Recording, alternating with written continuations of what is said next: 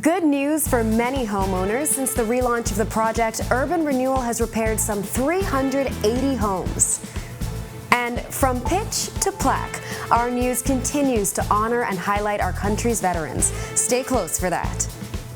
And a show of the Bahamas' best glitz and glamour in the Second City. It's definitely Jubilee time. That story straight ahead as Our News Weekend starts right now.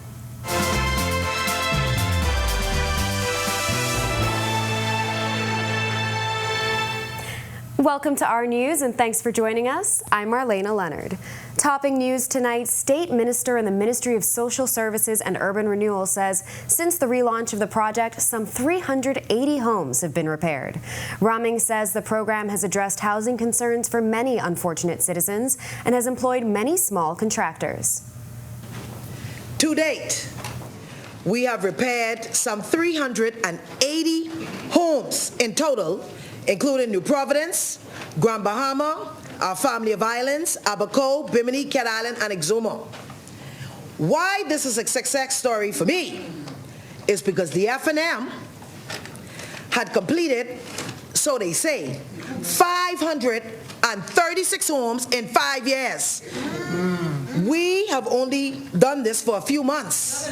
Raming says the number of individuals in need of small home repairs mushrooms into the hundreds daily. Unfortunately, she says Urban Renewal will not be able to reach everyone who applies for repairs. However, she says they found a way to expedite the process. We have now went in talks and negotiated with Kelly's Lumberyard, FYP, and 21st Century, where it's going to be proportionately shared among those persons because we're all about empowering our locals. The materials would be able to be collected there, of course, only on instructions, and of course, contractors would have to produce their ID. One of the things the Bahamas National Trust continues to focus on is educating youth about our national parks and the environment at large. Executive Director Lakeisha Anderson-Roll says everyone must do their part to prepare the next generation of leaders. We have a responsibility to inspire and prepare the next generation to inherit the beautiful Bahamas that we cherish today. And so it is our job to inspire them and empower them with the knowledge and tools to be able to make more informed decisions as they would be in the forefront and in the seat to help with essentially safeguarding the planet and the Bahamas as a country. She says they also have established initiatives in conjunction with the Ministry of Education. We have a great relationship with the Ministry of Education where we have been able to incorporate environmental matters and national parks into the primary school curriculum. And so educating our youth is at the top of our priority list. We will continue to advocate for change to ensure that they are a part of the next generation coming up, advocating for the improvements of our environment and national parks in the national park space as well. We also just recently created an environmental youth video series entitled The Adventures of Zuma, where we are inspiring the young minds as early as 8 in environmental education.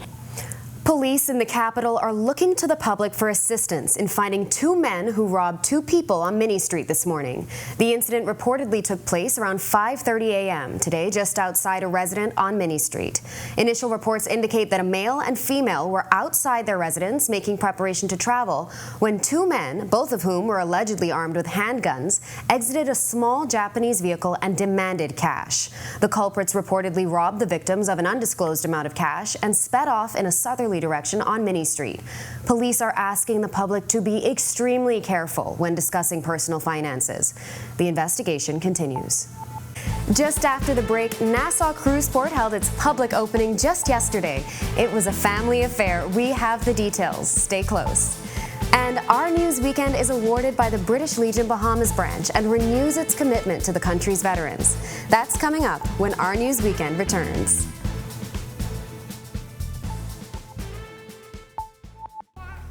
Whether you're battling a chronic condition or offsetting a new injury, Doctors Hospital's comprehensive rehab services offer the help you need now. 3 advanced facilities at Collins Avenue, Carmichael Road, in Cable Beach means your personalized plan for care is just a visit away. From physiotherapy to occupational therapy and speech and language pathology, our team approach is all about rebuilding together. For a full list of services, visit doctorshosp.com/rehabilitation. Doctors Hospital, trusted and best care now. Isn't your health worth it? If new, Heineken Silver was a riveting Viking saga. Last the 12th, your family tortured my first wife and stole my second favorite goat. Now you want to marry my daughter.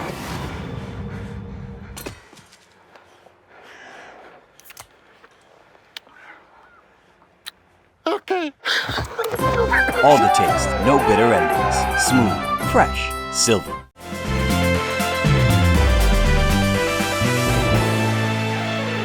The Nassau Cruise Port held its official opening to the public yesterday, with port officials promising us it's more than just a one-off event. We've got more from officials and visitors in this package. Since our grand opening, we've been teasing that we would be open for the community, and we're so grateful and happy that the community's come out today to experience what we have. We anticipate there will be lots more events and activities across our 11 acres. We have retail, food and beverage. We have special activations today.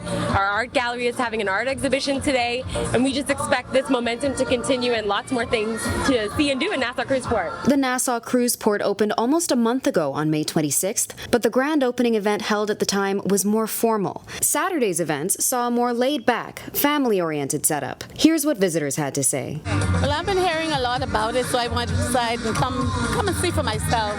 I have I'd like to call him Aninana's boy. Chase is here with me, and he's having a ball. And I'm seeing a lot of Bahamian colors. I regret that I'm not wearing mine, but I have on my bracelet, though. So I'm excited to be here, though. I've been hearing so much about it. I wanted to see what it was all about. Yeah. How do you feel it's lovely. It's lovely, yeah. Lovely. Good for the tourists, especially. Yeah. Is there anything in the lineup today that you're most excited for, like the police band or any of the later The police band. The famous police band. Nassau Cruise Port's Business Development Director, Ed Fields, hopes Saturday's opening shows the location's potential to become a popular family spot for locals. We want to create an environment where people can come out on a Saturday or Sunday in the evenings, get food and beverage, sit around, relax, enjoy the sunset, just like anywhere else you would have a place, a community kind of center, where people can bring their families and feel safe and comfortable and just enjoy. That's it.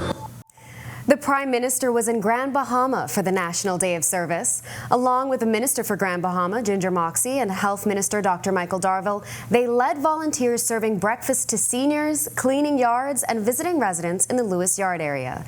Prime Minister Philip Davis saying, We all call it good service. Unfortunately, our country's evolved to where we've lost a lot of our culture, and the heart of our culture was our ability to serve one another. And we've lost that over the years, and this effort is trying to reignite and to recalibrate our thinking as to why we need to be helping one another. Davis adding that service is akin to love, and that building our sense of community begins with finding where we can serve and love others. The one thing that I think we have lost is that feeling of brotherly love for one another. We need to recapture that. We need to recalibrate our minds to understand that we are one people, right? And the one thing that will keep us together is just being able to love one another. You've probably seen some of our British Legion Bahamas branch stories, but today we're bringing you some of the behind-the-scenes work that went into taking the series from pitch to plaque. Our news received a plaque of appreciation from the British Legion Bahamas branch this week, and Executive Director of RTV, Jerome Sawyer, shared the series' origin story.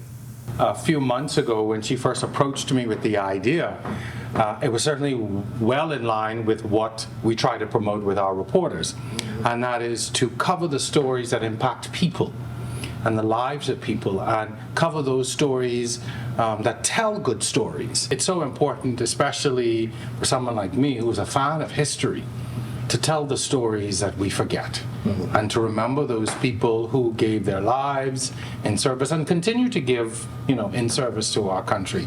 And especially when young people are interested. That tells me that the work that you all do will live on, in perpetuity because of these stories. When the series was greenlit, there was one person in particular who immediately took interest in the stories: Our News weekend producer, Tanya Smith Cartwright. Many of the Remembrance Season stories found their home in the Our News weekend broadcasts, often edited by Anthony Black. Smith Cartwright tells us what made her feel so connected to the series. It's important to share these stories about our veterans because they fought in the war. They fought for us, and they are Bahamian citizens. And not only that, as a young reporter, I always covered them, in particular Bishop Ferguson. So I always had a liking for them, and I think they should always be highlighted. So here on the weekend newscast, we take pride in honoring our veterans. And of course, none of this would have been possible without our incredibly talented cameramen. You can watch the stories and learn more on the amazing work of the British Legion Bahamas branch on our website, ournews.bs. We're going to pause for a quick break here, but when Our News Weekend comes back from the break, Royal Bank is also on the road to 50, pledging $100,000 to the Jubilee. Stay close. And the Second City is in full celebratory mode. The spirit of the Jubilee has touched down in Grand Bahama. The details straight ahead.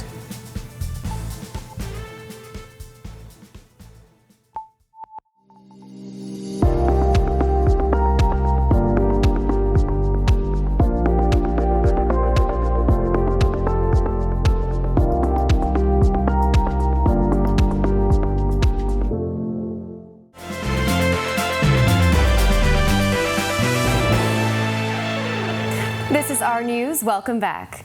You see them walking around when a swim meet is ongoing. They're standing behind the blocks as well. But who are they, and why are they so important?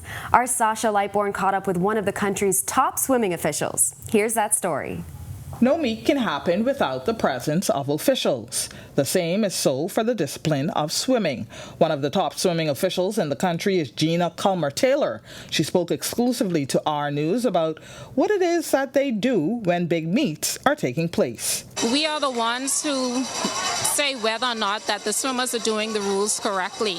If there's an infraction, it's for us to determine whether or not it is in accordance to the rule or it's not accordance to the rule. If it's not in accordance to the rule, then unfortunately that swimmer will be disqualified. She says what each official has responsibility for. We have different types of officials. The ones that are walking up and down the pool, they're stroke judges, so they are judging the strokes of the swimmers.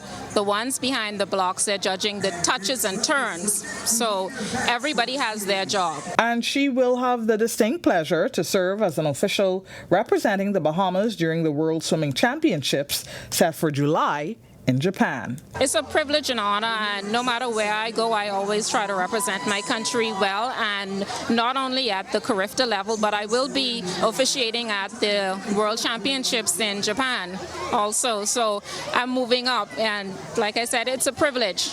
After so many years, you're finally being recognized. Reporting for Our News, I'm Sasha Lightborn. Royal Bank joining the country on the road to 50, pledging $100,000 as a Jubilee sponsor. It's the highest pledge earmarked for the Independence Secretariat, now organizing and executing national events commemorating the Golden Anniversary.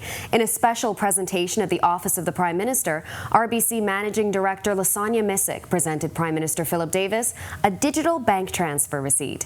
She expressed the bank's pride in celebrating the milestone. Davis saying the bank's contribution is a testament to RBC's commitment to the Bahamas, proving its loyalty to Bahamians. The Prime Minister also gifting RBC representatives with the 50th Independence Anniversary commemorative pin. And it was a show of the Bahamas' best glitz and glamour in the name of national pride at the Grand Lucayan Ballroom on Friday night for the Jubilee in the Second City Ball.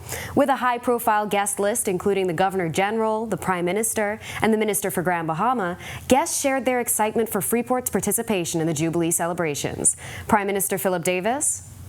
As we revel in the splendor of this evening, let us take a moment to reflect upon the countless individuals who have selflessly dedicated themselves as nation builders and architects of our present reality.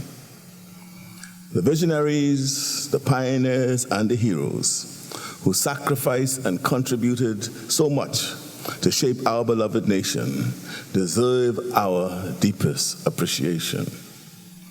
Their unwavering commitment and tireless efforts have paved the way for the prosperity that we enjoy today. The Prime Minister also raised a toast to the country. Minister for Grand Bahama Ginger Moxie spoke to the resilient spirit of Grand Bahamians past and present. Grand Bahama, a vibrant gem of our archipelago, has been a shining testament to the Bahamian spirit. From its pristine beaches to its bustling industries, it has stood as a beacon of hope and opportunity. And this evening, we gather here at this Golden Jubilee Independence Gala to celebrate one nation, one legacy, our future. As we enjoy the festivities marking this historic milestone, let us not forget the countless individuals, past and present, who have toiled tirelessly to shape our destiny beyond July 10th, 1973. Just after the break, it is hot, hot, hot. The weather report is coming up. Let's see if a cool down is on the way. And look out for the Scottish Masonic Food Festival. It's coming. Stay close. That's coming up when Our News Weekend returns.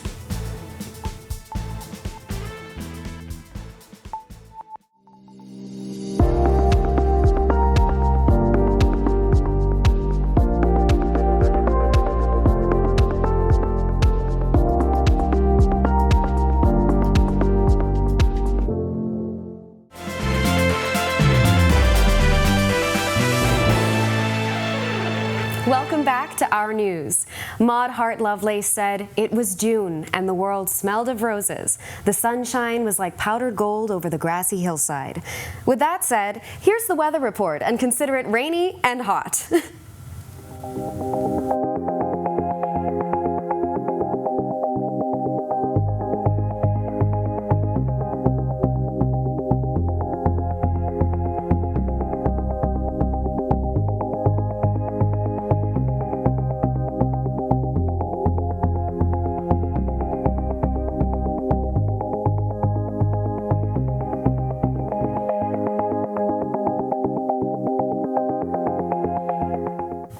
The Scottish Masonic Food Festival is back on July 1st, promising family and community fun and a competitive array of foods coming from across the country. Substitute District Grandmaster Dave Monroe gives us a taste of what we can expect. From Abaco, Wild Boar South. You're looking at the bread from Eleuthera selling the pineapple. Fresh pineapples. Fresh pineapple. Eleuthera. You know, and I tell you, the four lodges, brethren in Abaco and in Freeport and in Andrews, they will all come to the food festival. And we're looking to have an amazing time. While the festival was born post-COVID to help reunite the community and celebrate one another, District Grandmaster Anthony Bostwick says it's not just about having a fun day anymore. He shares their plans about the future of the site being used for the food festival. We have now taken it to the point where we are doing our Scottish Masonic complex. It's now become the focal point of where we will have this food festival with the backdrop of a new complex that we're going to build that will not only be for large meetings but could serve as a community center. It's a hurricane shelter, because in whatever we do, we have to give back to our community. And just before we go, founded in 1924, the Bahamas Humane Society celebrated its 99th birthday last night at a sold-out 1960s-themed fundraising event. Guests enjoyed raffles, games, and dancing, and even cut a cake for the organization's birthday. Bahamas Humane Society President Kim Arana telling the crowd they're hoping to roll out a larger-scale spay and neuter program in the coming year, aiming to reduce our stray population, which often leads to the shelter being overcapacitated. For more information on how you can support the Bahamas Humane Society, you can visit their Facebook page. Well, thank you for joining us for Our News Weekend. On behalf of our producer and the entire technical team, I'm Marlena Leonard. Have a fantastic Sunday evening.